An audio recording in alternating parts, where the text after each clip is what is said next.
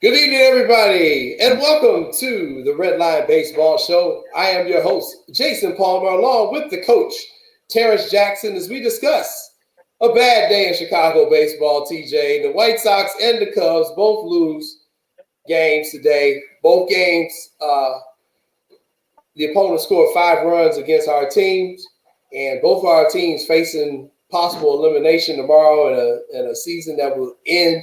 The Cubs fall to the Marlins 5-1. The White Sox, despite a valiant effort there in the last inning, fall to the Oakland A's 5-3. Tough losses for both of our teams today. We'll get started here and we'll talk about the team from the north side, the Chicago Cubs, on a very windy day today at Wrigley Field, TJ. Yeah, the wind's always a factor at Wrigley this time of year. With the weather, weather clash, and you got fall here now, and I don't think the wind could have helped the Cubs today, though. Either way, the Cubs didn't put the bat on the ball, so hopefully, you would have loved for them to hit fly balls like they normally do to the ivy. Maybe a few of them would have blew over the fence. Mm-hmm. Didn't happen today, though. Not for the Cubs, at least. Yeah, today a rough day from the north side as they managed only 4 hits against a Marlins team who does have some very strong starting pitching, no doubt about that. But we kind of knew that going in. But you're not going to beat nobody with 4 hits, man. I'm sorry, it's just not going to happen. You're really asking a lot on your pitching staff, and I thought Hendricks had done well through 6 innings, but at that point he only had a 1-run lead, and that was on the Ian Happ opposite field home run earlier in the game. Cubs were up 1-0, but they could not hold their lead against the Marlins. What is going on with this Cubs team? We've seen this now. This is now technically basically the 3rd season where we've seen this offense just completely collapse. And they've still managed to get into the playoffs these years, which is amazing. But what's going on with this team, TJ? Well, I think we might have to come to the realization that they just can't hit. They're a good defensive ball club. They're good baseball players. They're just average to below average hitters. I think the Cubs probably their farm system was, full of prospects and great players for a number of years, but they traded away some of their better hitters for that championship in 16. And I think we're realizing now, they let the home run champ from American League last year go. I forget his name over in Kansas City. Jimenez is with the White Sox. First baseman over at Detroit, former Cub hand. We got Gleyber Torres over with the Yankees. Those are some pretty good hitters. Yeah. And what we have is our guys hitting 200. We may just have to come to a realization that the guys that we kept can't hit. Man, that's some tough medicine right there, TJ. But I know you talk about Soler. Over there in Kansas City too. Right. I forgot about that, and you make an interesting point. I don't think we talk about that enough. That you did have Soler. You did have Jimenez in your system. You did have Torres in your system, and these dudes are raking with their teams right now. And it's just very. I think you used the word maddening yesterday to describe this Cubs team. I mean, from Javi Baez to Chris Bryant to Rizzo, it's just really disappointing to see with this team. And I'll throw in there, I didn't like when they didn't bring back Dexter Fowler that following year. And to me, it seems as though the Cubs are still looking for a leadoff batter. We've seen them put a mishmash of people in that spot, and I know from being a former leadoff hitter, it gets the offense going. It's what generates things. And, people now say, oh, the stolen base ain't what it used to be. And and all these other things. Look, man, you still need somebody at the top of that order who's going to get on base. You need somebody up there who can hit. And I think the common theme is the fact that the Cubs can't hit. So if you put a bunch of non-hitters in a leadoff spot, what are you going to get? No hits. They just can't hit. I think that's a realization that we'll have to come to. The players that we kept, they're pretty good ball players, but the ones we kept can't hit, plain and simple. And I don't think it would do the Cubs any justice to keep this team together after this year. Let's talk about Kyle Hendricks. He went out there today. He pitched 6 strong innings. He got through, I think, 6 1/3, if I'm not mistaken. But after 6 innings, he had thrown 94 pitches, TJ. And that 6th inning, I could tell he was starting to lose it. He was starting to get balls starting to get hit a little bit harder, even though he got himself out of a couple of jams. What did you think of the decision by David Ross to go back to Hendricks to start that 7th inning? I would say that mask must have been over his eyes. He wasn't watching the game. Hendricks walked a batter in the 2nd inning. Hendricks does not walk batters. He doesn't do it. And, by the time he came out of the game, he'd walked 3 batters. Now, for a guy who's, probably averaging an 85-mile-an-hour fastball and a 68-mile-an-hour changeup, he cannot afford to put base runners on. So his control has to be pinpoint. He has very little room for error. And David Ross, I'm sure he caught the guy. He knows him better than anybody. I'm not sure what he was thinking by putting him back out there. He was with Hendricks for at least 2 years that I remember. Mm-hmm. And each of those 2 years, Hendricks will come out of the game in the 6th inning, at least by the 6th inning. He would not face the lineup the 3rd time around. Now, maybe Hendricks did a little bit better, this year. Maybe he, had a little bit more success this year in that regard. But this is the playoffs. You're facing a pretty good ball club on the other side. So you have to take into consideration the fact that first, it just wasn't a good day for Hendricks. He walks 3 batters. His control just wasn't as pinpoint as it normally is. Then you take into the fact the wind in Wrigley, that plays a part on the pitchers and the pitches that they're able to control, and the fact that Miami's young and they're just swinging the bats. They don't care. They just want to hit the baseball. And, he had an opportunity to just start the 7th inning with someone fresh.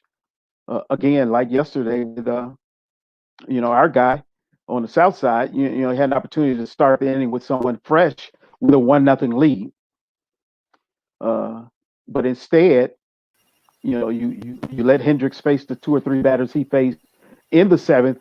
And then after they take the lead, you bring in your setup guy with a 3-1 deficit. Why would you do that in the first game? He's your setup guy. He's your setup to your closer. So you've lost the lead. Now you've lost your setup guy maybe for tomorrow because he got slapped around pretty good today. So I'm not sure what was going on over there. I don't know. Yeah, Jeffers came in. He comes up. He gives up the 2-run home run to Aguilera, and that's what made it 5-1. And it just seems like with this Cubs team, if they're down 2 runs or whatever, it's like the game is over. Like you have no hope that they're gonna ever come back because their offense is so deficient. For those of you who are watching us live on Facebook or watching us on YouTube, we appreciate it. Go ahead and hit that like button and hit that share button and invite your friends to join our broadcast here. Also, make sure you download that app. You can download the app on Amazon, off of iTunes, or off of Google Play as well. SportsZone Chicago, we've got a lot of great content for you, and we will be covering the White Sox and the Cubs throughout this playoff run.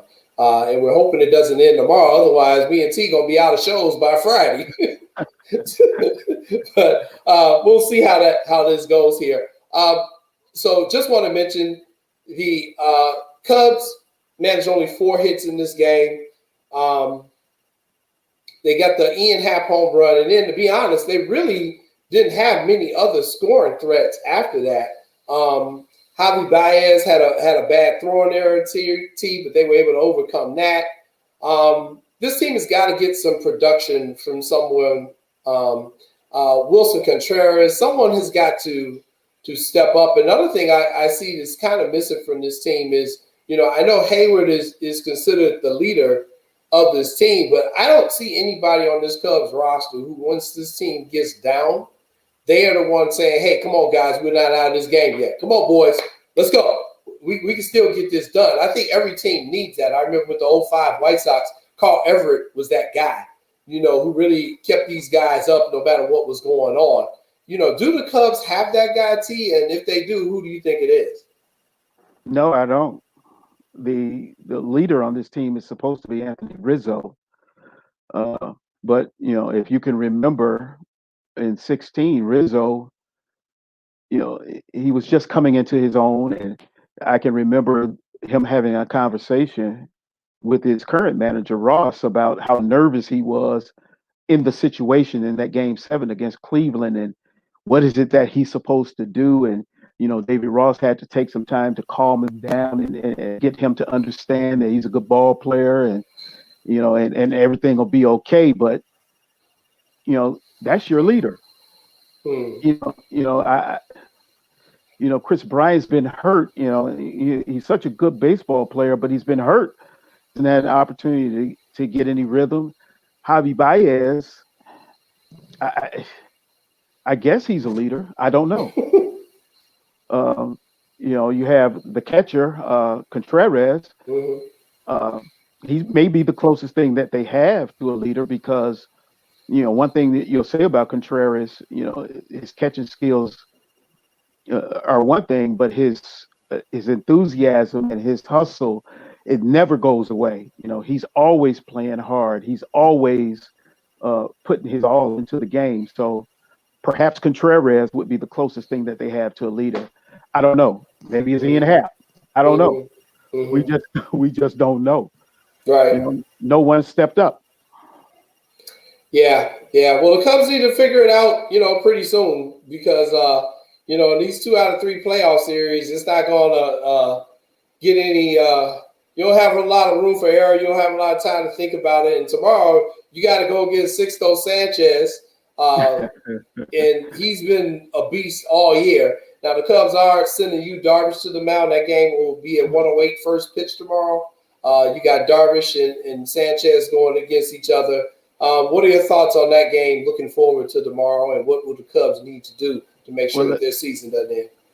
Well, let's hope they can get the best out of Yu Darvish that he has, that he's been giving them that he gives them what he's been giving them all year, and it's a quality start on the mound. Beyond that, let's see who will take the mantle to step up and hit the baseball. David Ross had Baez 7th in his lineup today. I don't think you need to put him. He needs to go up. He needs to move up in the lineup, because he's one of their best players. And if you can't depend on one of your best players, who can you depend on? He needs to be up there 1, 2, 3, 4, like he was at the beginning of the year. Put him up there with it's Happ, Rizzo, Bryant, Baez, Contreras, and Schwarber. Put him up there. You sacrificed some awfully good prospects to keep these men. Put them up there and make them prove, that they were worthy of the Cubs' decision to keep them. They're it. They're going to have to come through. They're going to have to get up to the plate, give quality at bats, put the bat on the ball hard in the gap somewhere to get the Cubs some runs. Otherwise, they don't have a chance anyway. Yeah, and we do have some breaking news regarding the Marlins outfielder Starlin Marte. He has a broken hand. Looks like he's going to be done for the season. He got hit by a pitch early in the game today, and Marte is out. So the one thing about the Marlins is they don't have a lot of offense, but they do have enough. But they traded for Marte at the trade deadline, to try to bring some more experience and some more hitting onto this team. And so now that's a tough break for them to lose Starling Marte. Yeah, that's a big blow. But they had a big boy at first base, Aguilar. So for their experience, and they're going to give it their all. They have at the top of their they have Derek Jeter running the show, and we all know that Derek Jeter is the ultimate baseball winner Mm-hmm. as far as when he was a player, and I'm quite certain that that has trickled down throughout the organization, and it shows. They're going to give the Cubs everything that they can handle and more. The Cubs are going to have to take it from the Marlins. The Marlins are not going to give it to them. Yeah, I agree. You can tell this young Marlins team, they're hungry, they're happy to be there.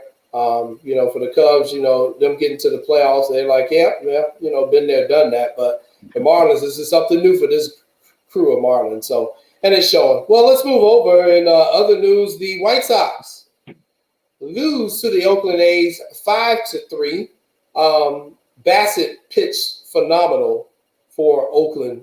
But his defense definitely backed him up throughout this game. And the A's also got a courtesy of some breaks in the game. The ball bouncing off the lip of the grass, getting by Magical, which led to their first runs of the game. And the strikeout call against Nomar Mazara late in the game when the Sox were kind of rallying. So, they got the breaks today. And let's not forget that phenomenal catch by their left fielder, Kanan, in left field on that ball in the third inning. White Sox rallies all got snuffed out there. Just your overall thoughts on the White Sox and their loss today. Well, they put up a pretty good fight.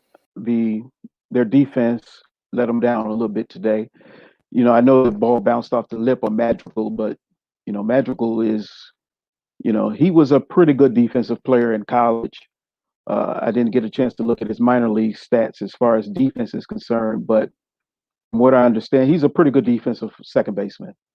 And that play was a play he should have made. And, I'll say this about him. Madrigal he seems to be really serious about baseball. If you take a look at his expressions, anytime they show him, it looks like he has this permanent frown on his face, as if there's a burden on him to be the best baseball player that ever lived. He seems so uptight. He may need to loosen up just a little bit, and because he's a really good baseball player. And I think that I think he's a little tight today. It just seemed he always seems tight to me, but today he just seemed a little bit. He seemed a little bit more wound up than he normally is. I noticed that too. He looked a little jumpy out there, and I'm sure a lot of it is because it's the playoffs. These are big moments for him. But the first error, I didn't really have much of a problem with being a second baseman myself. If that ball hits the lip off the grass, you basically have to have reflexes like a hockey goalie. They did charge him with an error, but I could understand if they had given the player a hit on that. But the second one was the one where I saw him running around. So at first it seemed like he didn't know if he wanted to try to do the flip the second for the double play or to run to the base and tag the base. So he said, okay, well, I'll go and I'll tag the base. So then he went and tagged the base, but then he tried to do some crazy blind throw. And it went, Jose couldn't track that thing down with a radar, and it ended up going into the dugout. So, you're costing your team an extra base there. I definitely thought Madrigal's kind of inexperience and just the White Sox youth overall kind of hurt them today. It definitely showed up. But that said, Madrigal also had some key hits in this game. The kid can hit. He can put the bat on the ball. He doesn't have no power, but he can get you some hits. And so, he did hit the ball. But I agree with you. We're seeing his inexperience on the bases. We're seeing his inexperience in the field. But, it's one of those things we got to live with it. The kid hadn't even played 50 games, so they didn't bring him up until, 10 games into the season. So, we got to be patient with him, and I understand that. But it's just so hard because, see, we're looking at this team. We know how much potential this team has. Mm-hmm. We can see it. But I also know the White Sox, as they are now, are not going to be the same as they will be a year from now or 2 years from now, Right. when they get a chance to clean up all this stuff. Dallas Keuchel, no bueno today. Bad day. Bad day. His last couple of starts have been kind of suspect since he's come back from that injury that landed him on the disabled list. What are you seeing anything in his mechanics that he's doing wrong right now? No, he just had a bad day. It's again, he was not in the strike zone. He did not pound the strike zone with all his pitches. He did not have control of all of his pitches. And when that happens, the hitters can zero in on one or two pitches that that they want to look for to hit off of him. And pretty much the only thing it seemed like he had control of was his fastball today. Yeah. Other than that, he just didn't have control within the strike zone of his pitches, and that hurt him because if you cannot throw, at least, as a starter, if you can't throw those three pitches in the zone, you don't have a chance. Not against these hitters. So, it was just a bad day for him. It really was, and it's unfortunate he picked today to have a bad day, but usually when pitchers have a bad day, the hitters can bail them out again. But Oakland made some pretty good defensive plays, and it kind of knocked the White Sox out of the game. Without a doubt. Without a doubt. And hello to you too, James Cox down there in Texas. You watching us. For those of you want to post a comment, you have a question for us, go ahead and post it. We will get to all your comments and questions here going forward. Our guy, Tim Anderson, continues to hit the baseball, man. Continues to get on base, continues to show leadership with this team. Just as we discussed about the Cubs not having someone in that leadoff spot who could get on base consistently and show some leadership out there, Tim Anderson is doing that. Your thoughts on his game today and how he played? Well, like I told you yesterday, I think he's the best hitter in the major leagues. And he showed that, he showed his versatility as a hitter, hitting behind Madrigal earlier today, getting a base hit when they needed it in the top of the ninth, giving tough at bats every time he's at the plate. Tim Anderson is, and he's just scratching the surface of his ability. Tim Anderson is what you want in a leadoff hitter. If you put Tim Anderson over on the north side, Cubs are unbeatable. And that's how I feel about him as an offensive player. There are some names out there that we've talked about in private before that I wish the White Sox could put in the dugout to help him defensively. But, until that happens, hopefully, the White Sox can help him to develop defensively as a player, but offensively, he's ready. He's ready to go. I have no qualms about Tim Anderson at the top of that lineup doing what he does every day for the White Sox.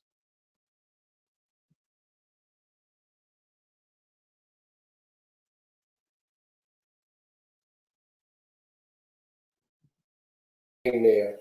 The catch by Canna. I knew for sure we were about to get 2 runs in on that ball. Johan scalded that ball into the left center field gap. Tim had to be at least a quarter of the way around second, going from first. He had Madrigal in front of him. I was like, okay, here we go. We're going to get us some runs right here. And then this guy goes up and makes a fantastic catch there at the wall. What do you think that did in terms of for the game, in terms of the momentum at that time when he made that play for Oakland? Well, it took a little air out of the White Sox at that time, but I tell you what, the play before that is the play that I think kind of deflated the White Sox even before the catch, and that's when Madrigal was still in second, and Anderson hitting behind him. Now, I'm not sure. I don't know if that was a hit and run. If it was a hit and run, then Madrigal missed the sign. If it was a straight steal and Anderson just hitting behind him, seeing the hole, then I think Anderson and Madrigal probably need to get together to understand or talk about how it is that they're going to handle this situation in the future, because the pitcher on the mound had an extremely slow delivery to the plate.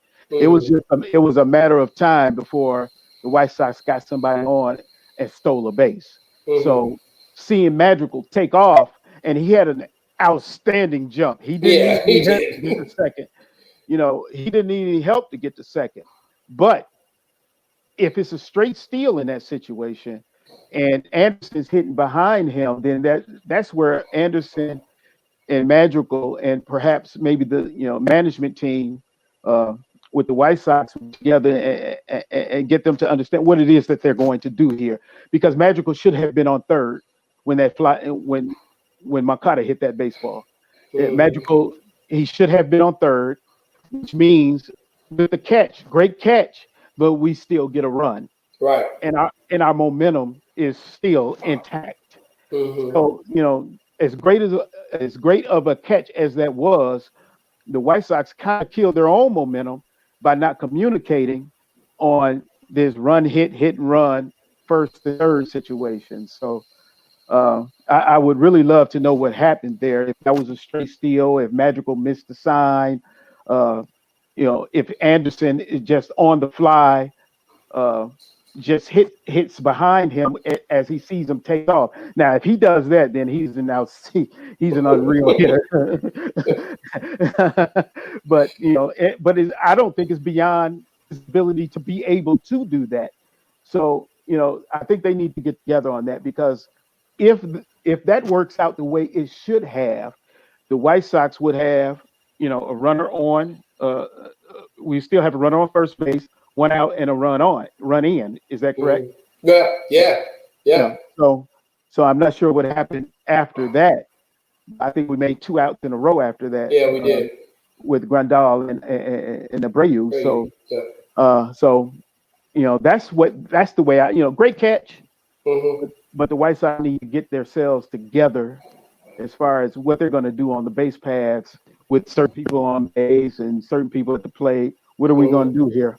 Yeah, I agree. I agree. We got a question from Brandon Suarez going back to the Cubs. What were your thoughts on Rossi today? Talking about David Ross. He struggled today. He really did, because as we mentioned before, Hendricks, he's had a history of struggling third time through the lineup. And David Ross, being a former catcher of Hendricks and his manager all season, should have seen signs that, first of all, Hendricks he walks batters early in the game. He never Mm-hmm. does that. Um, you know, uh, and his walk, his strike, his pitch to strike ratio was down. I think he threw an awful, less than half the pitches he threw were strikes. So, Hendricks was off, and Mm-hmm. and and David Ross left him in. First of all, he allowed him to lose the lead. Okay, now you've lost the lead, but now you don't have another guy warmed up other than your setup man to come into the game to pitch to a minimum of three batters Mm-hmm. when you're down 3-1. So you burned your setup man for the next day, maybe. Um, you know, you kind of killed your own, you killed your own momentum in that regard. You had a 1-0 lead. Cubs have won a lot of one-run ball games this year, I do believe. Mm-hmm. Mm-hmm. He struggled in that regard, and I don't think I understand Baez's struggles. Mm-hmm. Baez needs to be up in the lineup.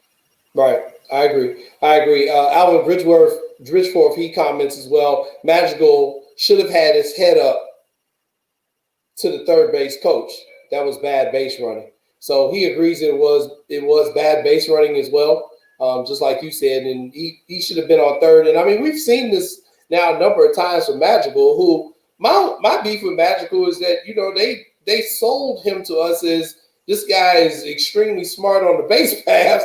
His baseball acumen is off the charts, and the worst base running plays I've seen all year involved him. And Well, most see, of them are going from first to third. Or one time he tried to go to third on second with nobody out on the grounder to the shortstop. So I don't know if it's like what you said earlier. This kid is just so hyped up. He's so caught up, and he's just trying to be so aggressive and make an impression that it's causing him to just do silly things.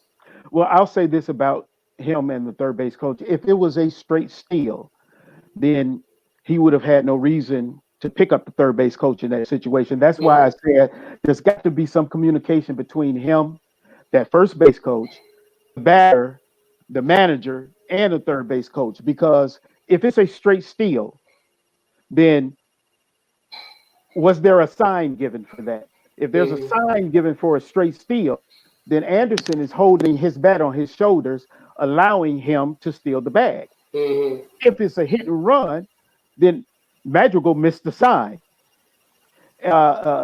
If it was something that Madrigal did on his own, it is bad base running because Madrigal should have looked into the hitter to see the results of the at the plate without, if he did it on his own. So there's a lot of miscommunication there within the White Sox. They just need to get that together.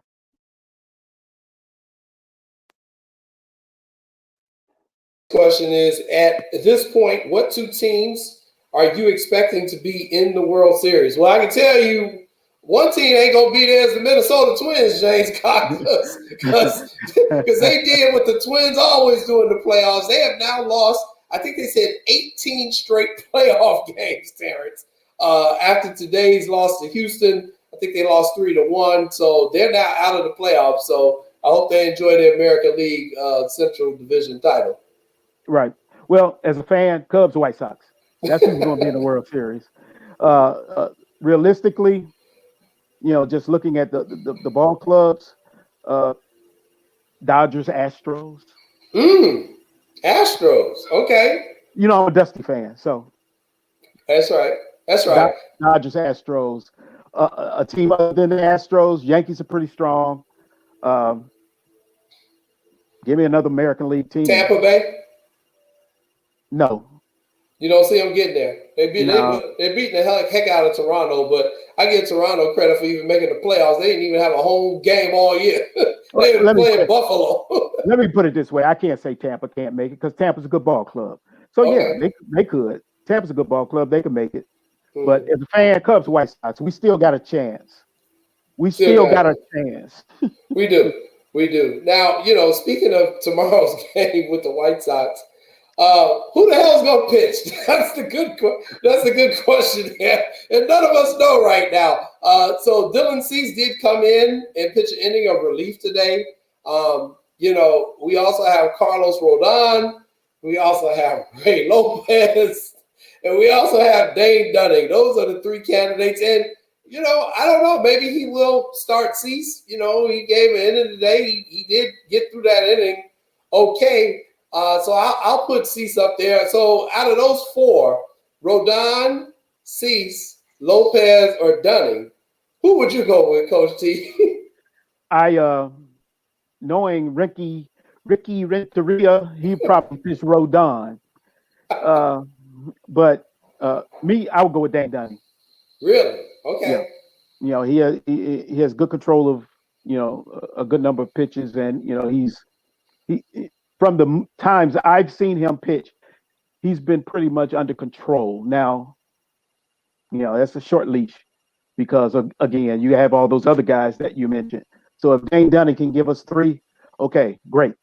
Let's go to the next guy. Let's keep rotating them in and get the victory. So you going with what I was gonna go with.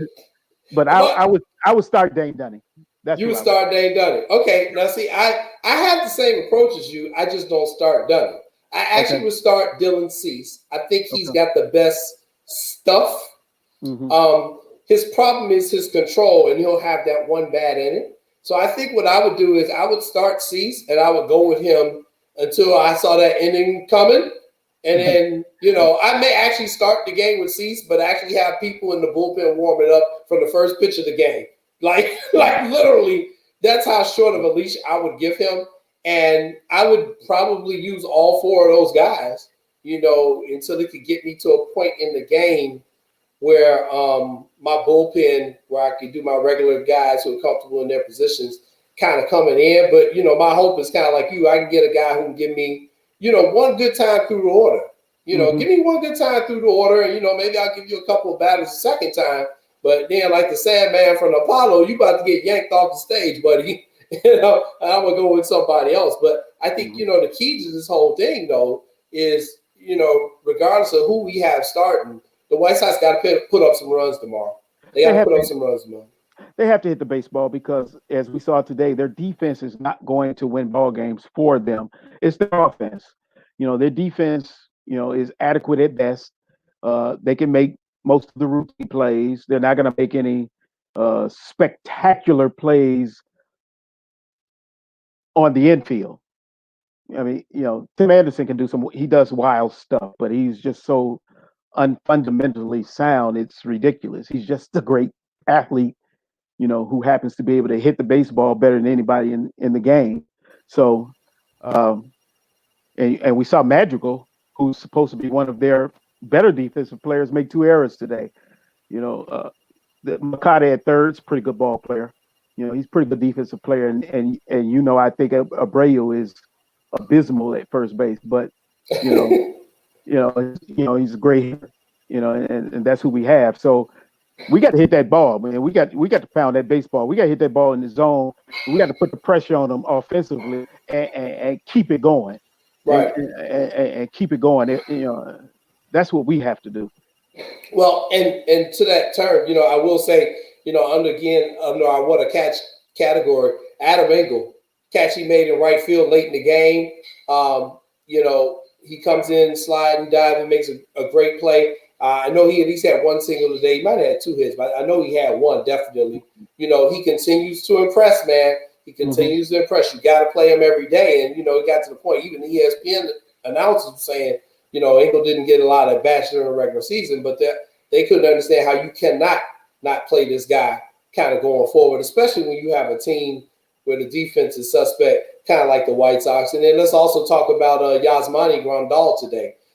First of all, how do you think he did in terms of calling the game with Keiko and the pitchers? How did you think Grandal did? I think they were out of sync. I think they were just out of sync today. And again, that's just one of those things that happened. They couldn't get together on a really rhythm to consistently get the hitters out, with some efficiency. So, he may have struggled a little bit there, but boy, I tell you what, that bat keeping him in the lineup, ain't he raking, man. He's raking. Grandal again, man. He goes deep for the second game in a row, late in the game, and that was kept the Sox. Hey boys, we're not out of this thing. Let's keep going. Let's keep going. He drove in those 2 runs, and then they scored again on a bases loaded walk.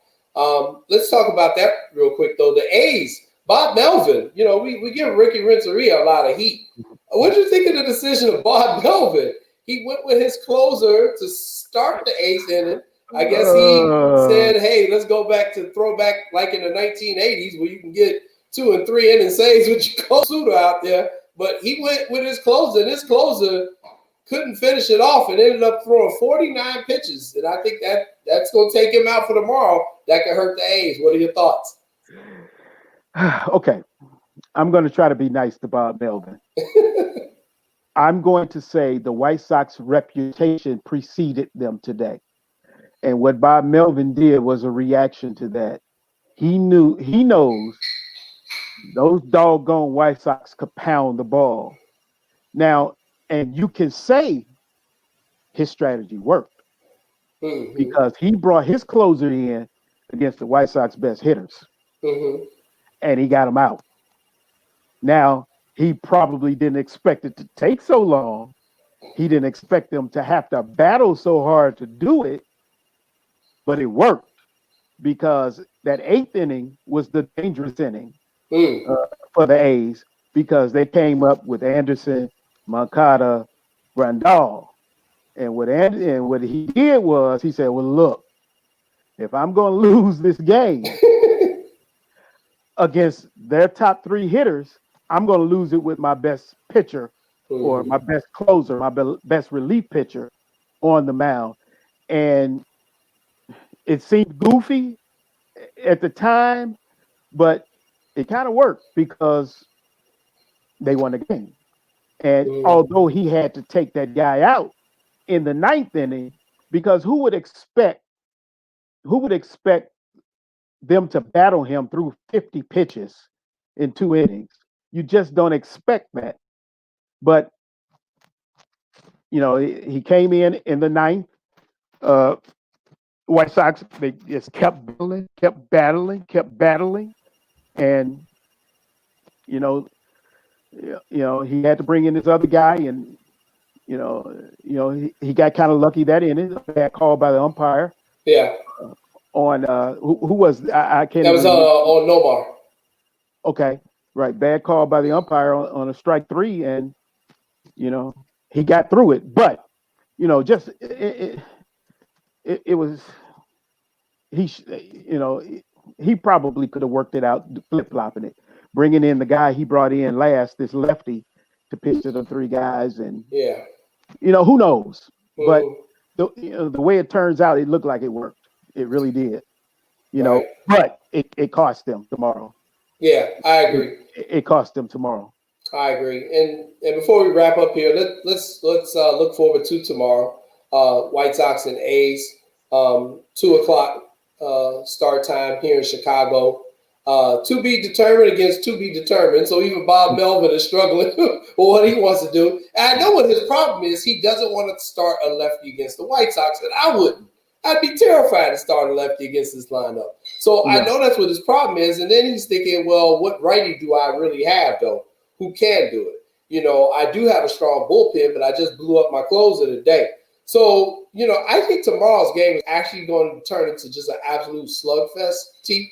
I think it's going to be a battle of attrition. Who can outslug the other team? We can get one of them 16-inch softball game scores tomorrow. It might literally be a 10-9 playoff victory, hopefully for the White Sox tomorrow, because, the starting pitching is just so up in the air right now for both of these teams. I think that's going to be one of the keys. The second key, I think, is going to be the team that makes the least amount of defensive mistakes. The least amount of mental errors on the base paths. That is the team that will win that game tomorrow. What are your thoughts looking forward to tomorrow's A's and White Sox? Let's buy a couple of kegs, put them in the on-deck circle, and get to hacking. That's what we're going to be looking at tomorrow. Now, as we say it, probably be a 1-0 ball game. Right. But I expect, like you said, I think it's just going to be an out cable league slugfest tomorrow, and I expect the White Sox. A's can't out-hit the White Sox. They just can't do it, and I think the White Sox. So I think they'll beat on them a little bit tomorrow, and get ready for. I think it's Houston, right? Yeah, it'll be Houston. The winner of this series will take on Houston. And and to that point, let me just say this. So we did see late in the game today, Eloy Jimenez was at one point swinging the bat in the on-deck batter's box. So perhaps he's available for pinch hitting. Here are my thoughts. Hey, man, it's all hands on deck, season on the line. I can't have Encarnacion in that lineup tomorrow, man. Eloy, I don't care if he got to pull a Kirk Gibson, but he got to get his butt in that lineup and be the DH tomorrow, man. We need that. We need that back tomorrow. I agree. DH him. Put Manzara out there in right field. Let's get Engel out there in left, and let's go to work.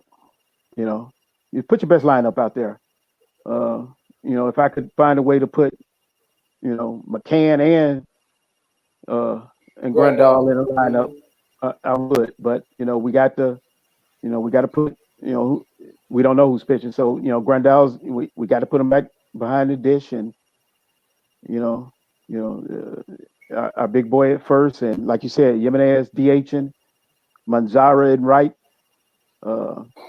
Engel in left, and let's hack. Let's swing those bats like there's no tomorrow, because there won't if we don't. Right. And please stop taking strike 3. The umpires have already shown you that zone gonna be moving around. They gotta swing the bat, man. you're going to have to extend your zone a little bit, man. You cannot go down looking, man. Now, don't get me wrong. I'm not blaming Nomar at all. That was an awful call. The dude definitely missed the call on that. And it was a key point in the game. But it's some of them close ones that we're taking, and it's right on the border. You got to be up there with 2 strikes swinging, baby. You got to be Paul Bunyan and up there and swinging them bats. The only other thing I would say is, and I asked you this question yesterday, do you move Abreu up to the 3 slot tomorrow? I leave him right where he is because he's protecting Grandal right now. And you see what Grandal's doing. Yeah, he is. Yeah, so right now, Abreu's he's a big boy. He can handle himself. You put Jimenez behind him, you won't have that to worry about. If Jimenez hitting 5th and that man-child's hitting 6th in center field, you ain't got nothing to worry about. Let's go. Let's go to work. I mean, think about that lineup for a minute. Anderson, Moncada, Grandal, Abreu, Jimenez, Roberts, and then whoever else we got left. Right. I hear you. And for the Cubs, we'll they got to hit something. They I think Yu Darvish is going to give him a game. He'll be in there pitching, but you got Sixto Sanchez up there, man. I mean, what if you're a batter for the Cubs? How do you approach trying to hit Sanchez? Come out hacking. Forget all that work and count. Forget all that nonsense. Come out, let's swing the bats. Get after it. Because the only way you're going to win the ball game is to get those bats moving. And the only way you're going to, you got to get those bats moving. You got to hit that baseball. The only way you're going to, don't work yourself into a bad count. Don't, go 0-2. Now you have to, defend yourself up at the plate. Get up there, start hacking. The season's over if you don't anyway. So what difference does it make? I agree. I agree. You're going to turn the game over to your lawyers after that anyway. or your agents or whatever it is they're trying to do. Right. So get to hacking. Give us something to watch and enjoy. All that standing up there looking at the ball, fixing your gloves and all that nonsense. Get up there and swing the bat. Come on, let's go. I agree. So that's our message for both teams tomorrow. Get to hacking, fellas. Swing the bats, Cubs and White Sox. Well, TJ, thanks a lot for joining me again. We'll do this again tomorrow. Hopefully, we're talking about a White Sox series win and Cubs even in the series. Yu Darvish pitching against Sixto Sanchez for the Miami Marlins. The Cubs game starts at 1 p.m. tomorrow. The White Sox, good old to be determined against to be determined at 2 p.m. out there in Oakland. I don't know which TBD to bet on in that one, T. So I think that's what makes that game so intriguing. Nobody knows who's pitching, and we just all go up and swing. So, right. So for Terrance Jackson, I'm Jason Palmer. Thanks for watching. Once again, be sure to download that app, SportsZone Chicago. We appreciate you all watching us on YouTube Live. Go ahead and hit that like button and the share button. Or if you watch us on Facebook Live, share the show with your friends as well and tell everybody about us. We'll be on after whichever game ends last tomorrow, whether it's the Cubs or the White Sox. We'll be on about 15 minutes after that game to wrap up. I'm Jason Palmer. See you tomorrow. Be safe, Chicago. Peace out. Later.